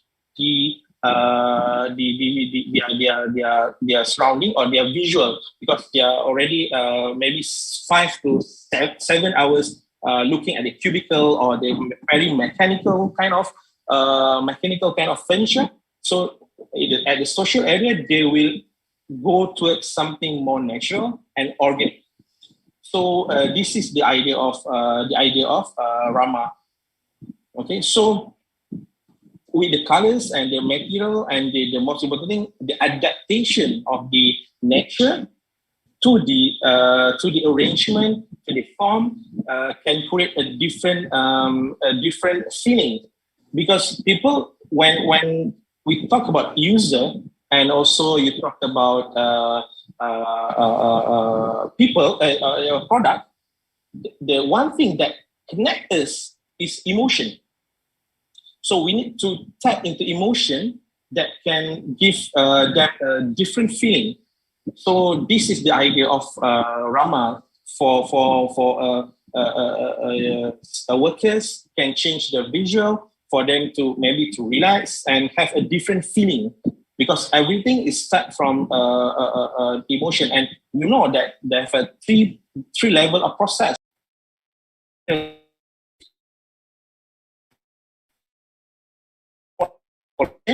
Based on the inspiration or adaptation from nature. So it's not only about the physical things that we can adapt, but the process of the nature itself can help us to identify the benefit that we can use for our product. I think that's it from my side. So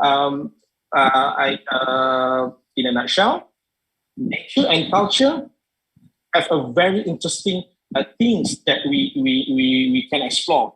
But as a designers, how we channel our idea using this nature and culture to the right way, not only creating aesthetic, but for us to create something that can give benefit to the cycle or to the ecosystem that represent our product. I think that's all. Thank you very much. Thank you, Mr. Sujak, for sharing your thought on your design process. It's really interesting also to see how your design work is actually how to solve the problem from a different perspective, not only aesthetics. So that will be really interesting to talk with. Now, we are going to stepping into the Q&A session, and I will read the question, and maybe Mr. Adi or Mr. Sujak can answer it afterward. So we already have a few questions from the chat box and also a direct message to our committee. So the first one will be, if we do a study on culture, but some part has been lost, let's say no source of information, is our study still valid? I do research on culture as source of inspiration, but always have problems with limited sources of information. I guess this could be answered by Mr. Adi, also Mr. Sujak afterwards. So Mr. Adi, do you want to respond to this question? Okay, thank you. This is in fact quite a difficult question, but I think the answer is it is not the question about valid or not. We cannot. We often cannot just get everything so completely. I mean, perfect. Just as information or data. So I think it doesn't matter if you don't have so very complete the study of culture, something lost, but I think the idea is how we can utilizing what we found, yeah, and we can always from little information or something that we got, for example, from remote area, from indigenous people, idea or inspiration that we can build it. So this is not about, it is about how you sensitivity to absorb what get from the culture that you see. So I think in design I agree with Sujak that the inspiration cannot only or you shouldn't only see it as sources for artistical or aesthetical value. So you can even imagine that how to apply or how to adopt some principle in nature or in culture into something new, something Pak Adi. Actually, that's a very, very good question because I think, for me, I believe that when we talk about culture or our traditional culture resources, so before this, most of the traditional culture is more towards the emotion of appreciation rather than they compile it for next generation. So I believe if you have limited resources, as long as you have the resources, it still can help us. It can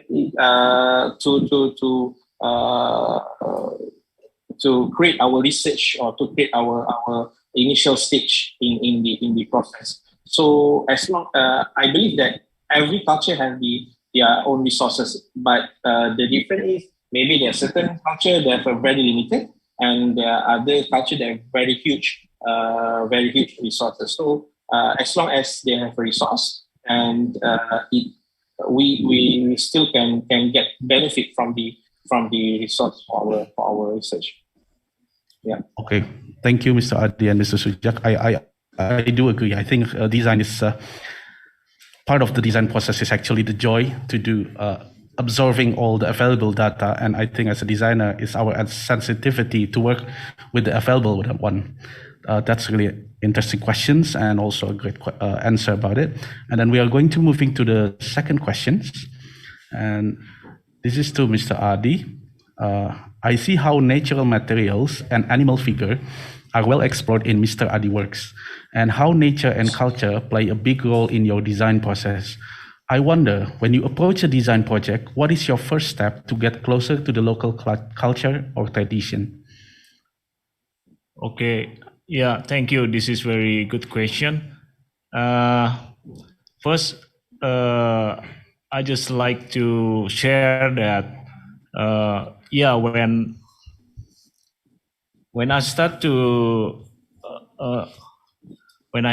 found our design studio and workshop, so we just decided that we only want to deal with natural material. This is kind of a principle that because we see that, for example, Indonesia have a very abundant natural resources, but yet we haven't yet explored it so much. For example, we have a lot of rattan. Indonesia claim that it has 80% rattan for the world. Yeah, and this is very big, but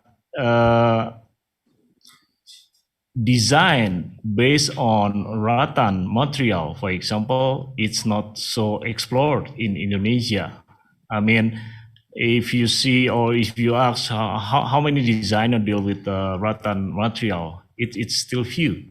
Yeah, it's the same case for bamboo. We know that the big research center for bamboo and rattan it's not located in Indonesia. It's in Europe, in Germany. So this is why let's say, dedicated myself to explore this raw material, this traditional material, rattan, wood, and bamboo, to be based for our design. So answering your question, what is the first step that when I decided to design things? In fact, the aesthetically or artistical things is come really in the last process. First, I would like to study what the meaning of animal figure in the society. For example, you see for example the bull, or the cow. It is interesting to see that every foreigner coming to Indonesia, especially from Western country, they really love to see the cow or the bull, in the paddy village. They always take a picture. So I think this animal, it has a big meaning for foreigner. So if, for example, if I'm asked to design a souvenir or gift item that represent Indonesian culture, so this cow or bull, water bull, which is very, let's say, exotic for foreign people. So it's I think it is just good to start it. So it will, I mean, when they come back to their own country, they still have some kind of memory with this water bull. So this is the start point that what is the meaning of the figure for the people, and also for example the crocodile figure. I get the idea when I visit Borneo, Eastern Borneo part, and I visited the museum, and there's a lot of things that they tell a story about the crocodile. It has a big meaning for the society. So this crocodile, which also has a lot of figure in traditional object, so give a lot of inspiration to me, and from there I start to transform it in the new ways as a functional object. So I kind of give a message to people that this is kind of transformation of Borneo's people's belief to the new object that can for sure have a different meaning for the new generation of Indonesian people. So that is just my background, how I start to design things that inspired from just animal figures.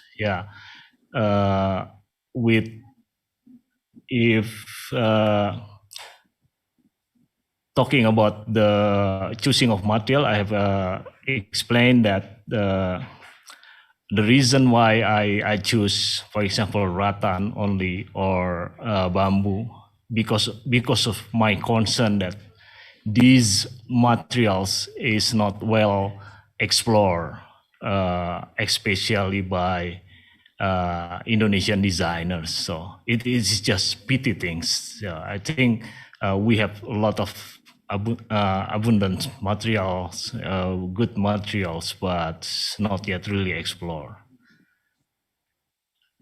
I think that's my answer. Thank you, Mr. Adi. I think that's a great tip for us. Designer, try to find the meaning of the source of inspiration, the figures or materials for the local and also for the markets, because it could create this memory and connection between the designers, the locals, and also the markets. So we are going to the next question. This is for Mr. Sujak. You were talking about the use of material resources that emphasize your concern about new material, such as synthetic materials replacing natural materials. However, what is your opinion of some natural material shortage? Mr. Sujaks? I think that's one of the crucial things in our industry.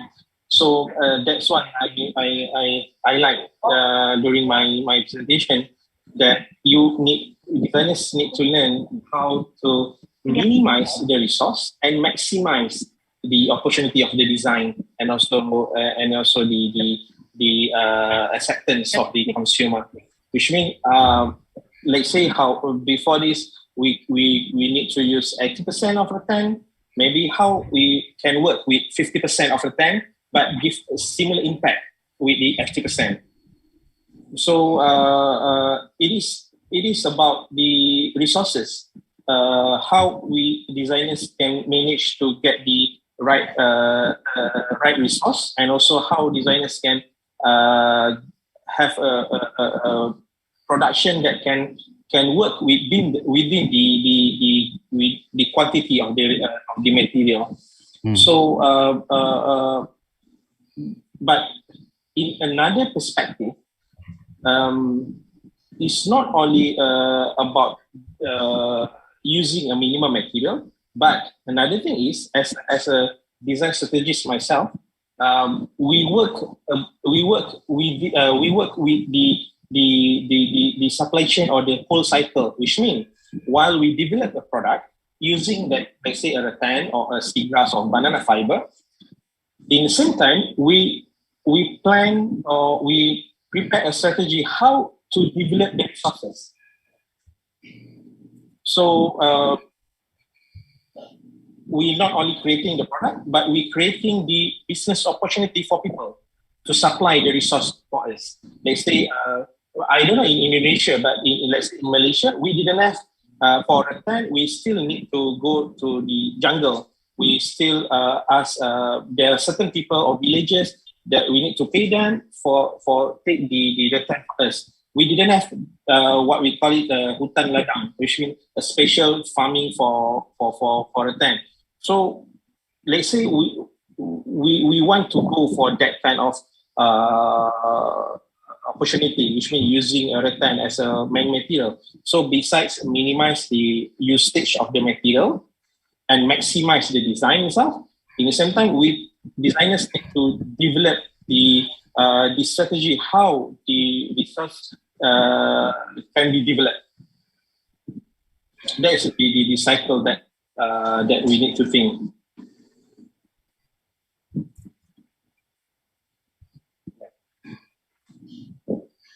Okay, thank you, Mr. Sujak. So as in the materials, I think we need to learn how to be being efficient and finding the balance in minimizing using the materials, and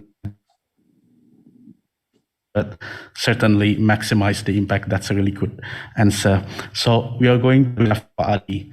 I follow your presentation for several events about art to mix. I think this is your method, yet it's still fascinating. The question is how to apply the atomic method to design without delivering a literal result. For instance, we would like to design a chair inspired by egg. However, the final design itself does want to look like the actual egg as literal. Thank you. So, Padi.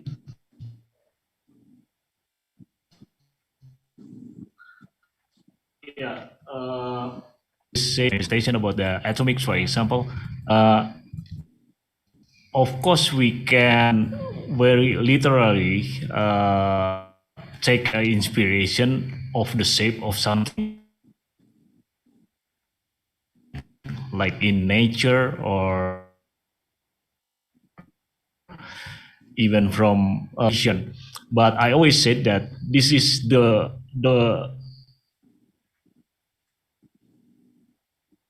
most easiest way, and it's not really sexy to do that. Yeah, even though it is okay. Yeah, you can just, for example, you want to design like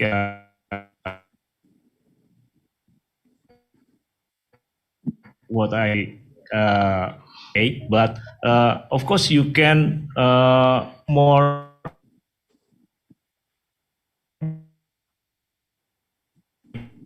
please study about what is the component of the eggs, for example, the shell and the inner part, and in the inner part there is like like a liquid and embryo of the new life, for example. So you can, in fact, take inspiration of nature, like an egg, yeah, that show that this is kind of embryo of life. Yeah, what can you do with the chair? Yeah, with that kind of philosophy. So it is not something about that. If you talk about egg and then you just take the shape of the egg, yeah, it's okay. Yeah, it's okay. But of course, we can also go more deeply to see the essential things. That's something hidden that people can understand philosophically. What is the meaning of egg? For example, for the animal, yeah. So the chair can be not in the shape of egg, of course, yeah, but it show the principle of the new generation that will come, yeah, and the shape can be really in the formal show that the idea of new generation of, or yeah, new generation of example, if you take the egg of chicken, yeah, the new generation of chicken that can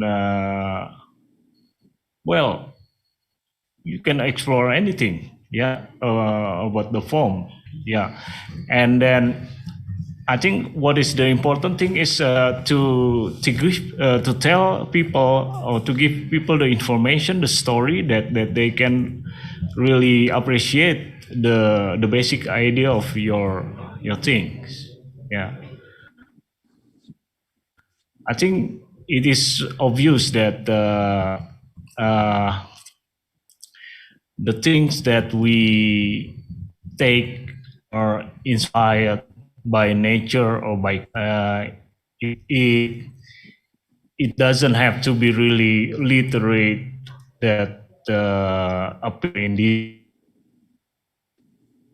So I think Mr. Sujak has also mentioned that the term of biomimicry, for example, we can inspired by nature, but not from the shape, but from the principle how nature work. Yeah, how the butterfly work, and or maybe how the flower grow. So we can make some kind of or get inspiration from that. Yeah, make some kind of for example, if we see grasshopper, we can make some kind of mechanic, the principle how the grasshopper can jump, something like that, but not take the shape of grasshopper. Yeah, I think this is quite clear that. But I always say that in German,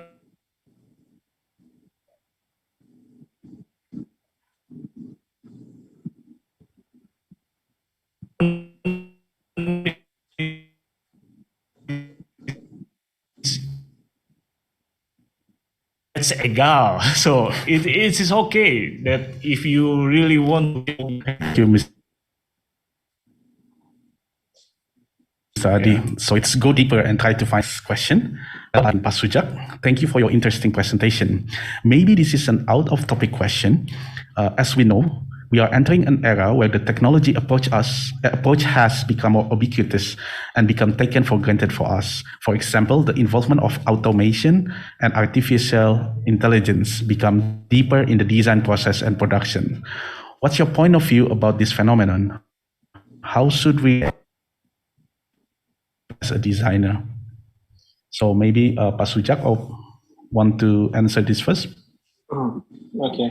So interesting question daripada Yogi. So I believe that every phase of life, they have a certain we have a certain changes. So in let's say in design industry, the IR 4.0 really give a big impact our process. So when we talk about the automation and artificial intelligence, it is one of the tools, or I can say as an advanced tools for us to use. It's like we use a charcoal for sketches and we change it to a pencil and mechanical pencil. So this is the tools for us to explore. It is a good tools based on depends on how you use it. Okay, how should we as a designer we should explore this opportunity because when we talk about automation and artificial intelligence, it is not only about machinery. It's not only about having a big machine or a big smart production, but it is about how we make our production, our process easier. Like we use a smartwatch. We can use we can do everything in our smartwatch. That is the tools that to make our process easier. So same goes to the automation and artificial intelligence. So we need to take this opportunity because sometimes there are certain limitation in terms of analogs. Okay, let's say our traditional steel, but with the automation and artificial intelligence plus with our analogs, our craft skill maybe, or our prosthetic, our hand, so we can create something better compared to we depending on analogs only. So it is a good opportunity for designers to explore. Yeah.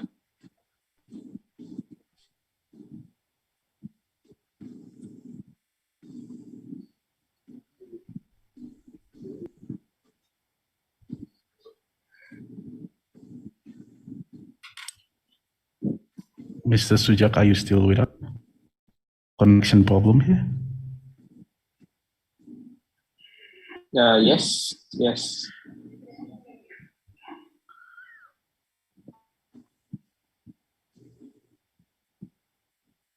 Okay.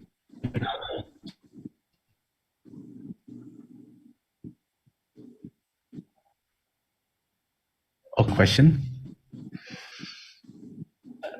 I will start with what is the role of design.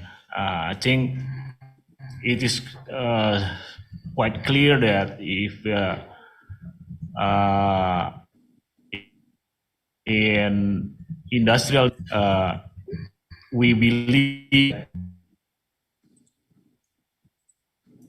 design is mean for people is to improve the quality of life. I mean that is the key.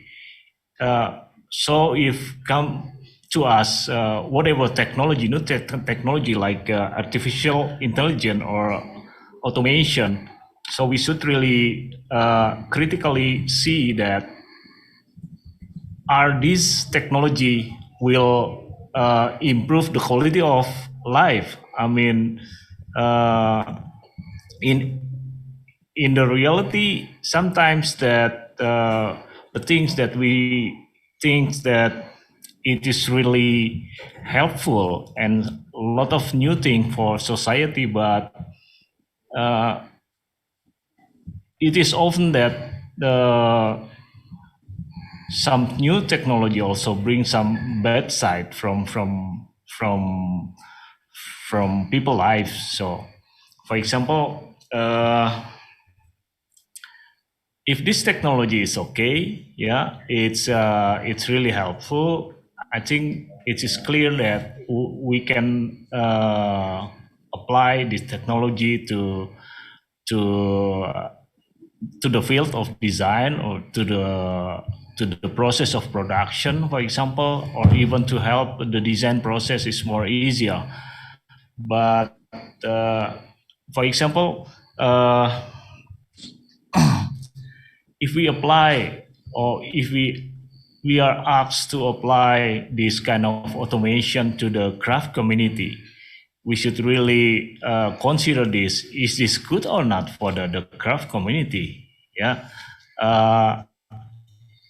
If I was asked to apply like very automation principle to the craft people, so I would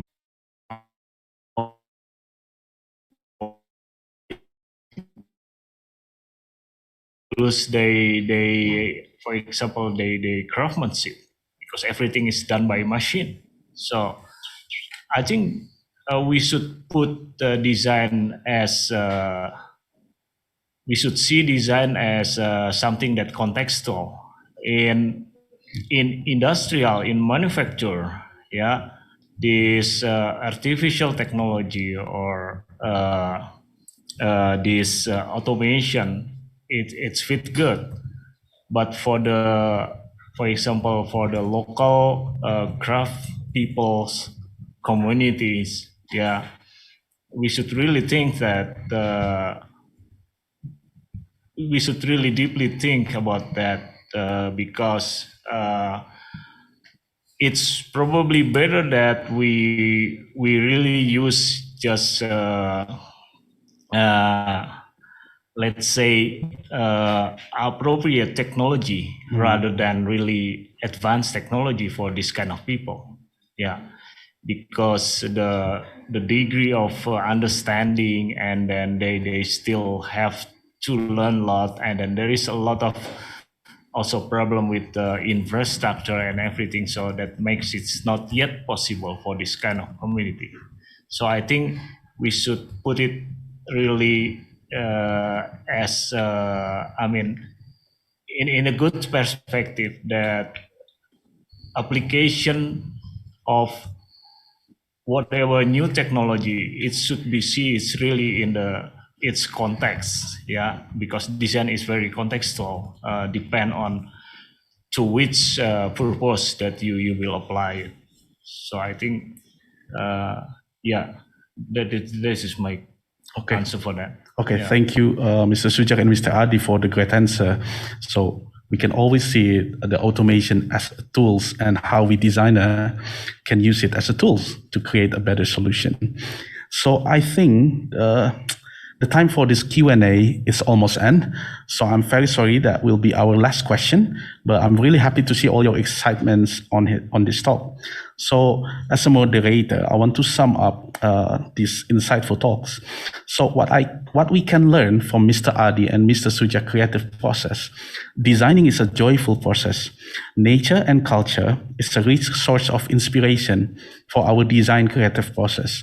I agree with Mr. Sujak on how we should approach design from various perspectives to enrich the solution, and how Mr. Adi excellently present how the nature and culture can beneficially use as our design inspiration, not only for artistical purpose, just like what Mr. Sujak, but also advantage to create a more sustainable future ecosystem. So it's about how we making a good impact and become global without losing. So thank you, Mr. Adi and Mr. Sujak, for sharing your thought, and also for all the viewers here, SDIDC, Say Designer, FSRD, ITB, Team Management, and Bandung Design Biennale. It's been an insightful talk session, and I'm very honored to moderating this design talk. I'm signing out from this session and give back the screen to my colleague, Ms. Sabrina. Thank you.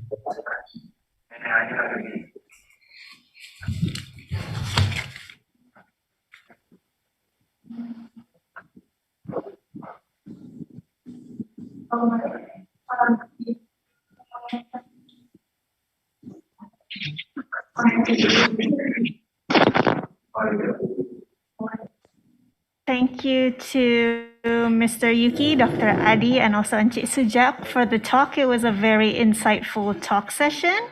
And I would like to inform everyone here that this event also marks the opening of Venture 2.0, which is the exhibition for the training program, and it will be held virtually.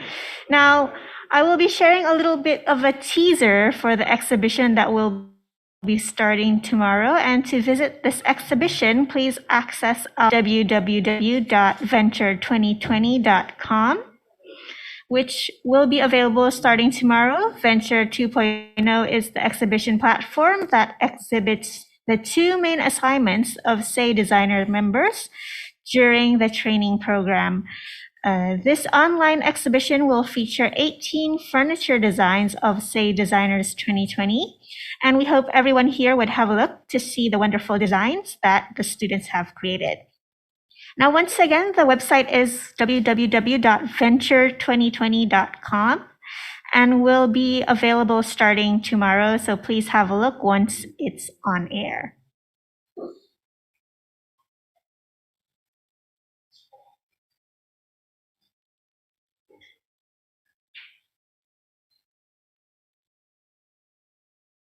Okay.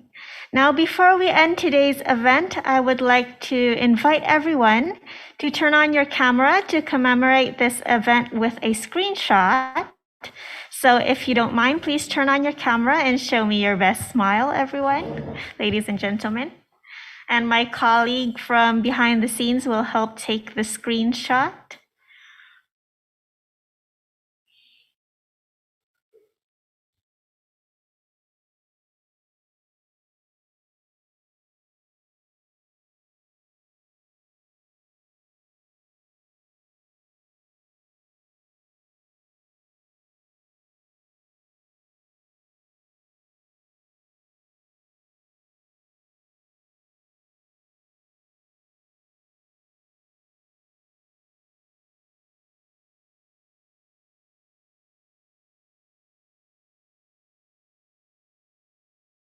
Screenshot on the count of 3. 1, 2, 3. All right, thank you very much for the screenshot. Okay, thank you, ladies and gentlemen, for attending the event today. This marks the end of today's event. We look forward to future opportunities for more collaborations between Indonesia and Malaysia to propel forward the design industry here in Southeast Asia. It has been a pleasure to host Venture 2.0 today. I hope everyone stays healthy and stay creative. Have a great day, and wassalamualaikum warahmatullahi wabarakatuh.